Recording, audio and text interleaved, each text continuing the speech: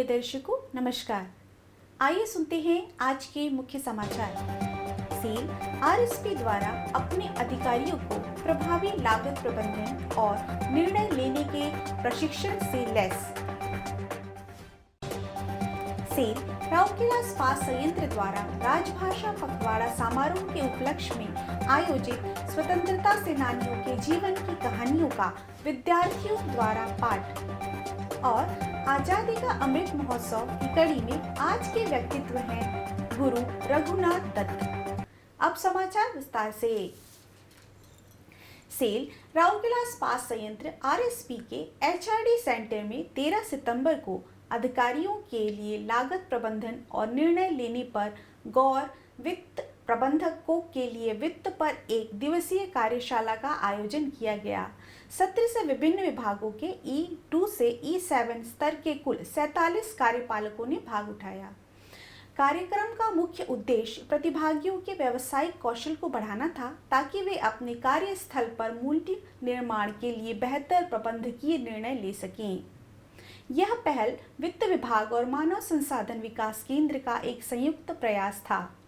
इस अवसर पर बोलते हुए मुख्य महाप्रबंधक वित्त एवं लेखा श्री S.K. नायक ने सामग्रियों को पूरे समग्रता में देखने पर जोर दिया, क्योंकि हर निर्णय संयंत्र के कार्यकाल के लिए कई अन्य पहलुओं से जुड़ा हुआ है।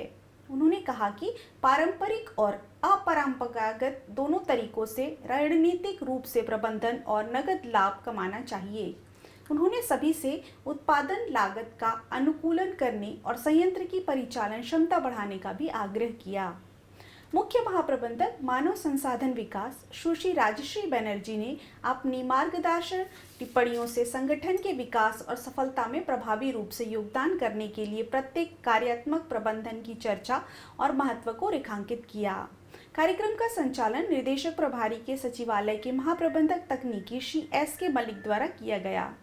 बैलेंस शीट, लाभ और हानि खाता, कैश फ्लो स्टेटमेंट, लाभ और नकदी के बीच अंतर, 3 वित्तीय विवरणों के बीच अंतर संबंध और वित्तीय अनुपातों जैसे तरलता, लाभप्रदता, शोधन क्षमता, इनपुट विश्लेषण आदि विषयों पर इनपुट प्रदान किए गए। प्रारंभ में महाप्रबंधक एचआरडी श्री H.N. पति ने स्वागत भाषण दिया।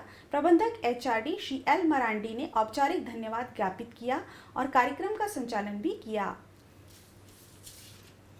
चल रहे राजभाषा पखवाड़ा के उपलक्ष्य में राउरकेला इस्पात संयंत्र आरएसपी के इस्पात अंग्रेजी माध्यम स्कूलों के विद्यार्थियों के लिए राउरकेला इस्पात दूरदर्शन केंद्र में एक हिंदी कहानी पाठ कार्यक्रम स्वतंत्रता सेनानी बच्चों की जुबानी आयोजित किया गया। यह कार्यक्रम विशेष रूप से आजादी का अमृत महोत्सव समारोह के तहत आयोजित किया गया।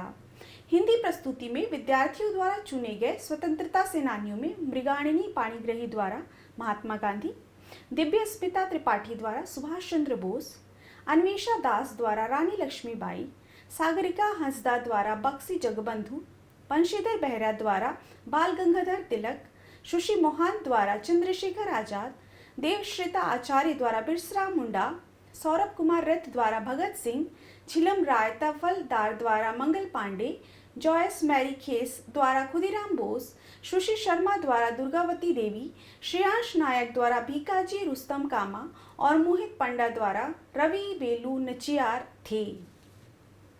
सभी प्रस्तुतियां राउरकेला इस्पात दूरदर्शन केंद्र में रिकॉर्ड की गई और यूट्यूब चैनल पर अपलोड की गई। छात्रों को बेहतर भागीदारी के लिए प्रोत्साहित करने के लिए उप महाप्रबंधक जनसंपर्क एवं संचार मुख्य सुश्री अर्चना सतपति ने RSTV केंद्र में आयोजित एक समारोह में भाग लेने वाले प्रत्येक छात्र को भागीदारी का प्रशस्ति प्रमाण पत्र और प्रतीक उपहार सौंपे। RSP का राजभाषा विभाग राजभाषा पखवाड़ा के अवसर पर कई कार्यक्रमों का आयोजन कर रहा है, जिसका समापन 29 सितंबर को सिविक सेंटर में हिंदी और उड़िया नाटक के मंचन के साथ होगा।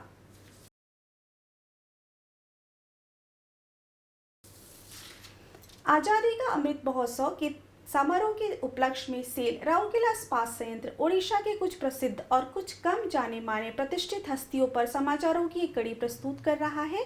आज के व्यक्तित्व हैं गुरु रघुनाथ दत्त। गुरु रघुनाथ दत्त का जन्म फरवरी 1933 में ओडिशा के जाजपुर जिले में मधुसूरपुर गांव में हुआ था।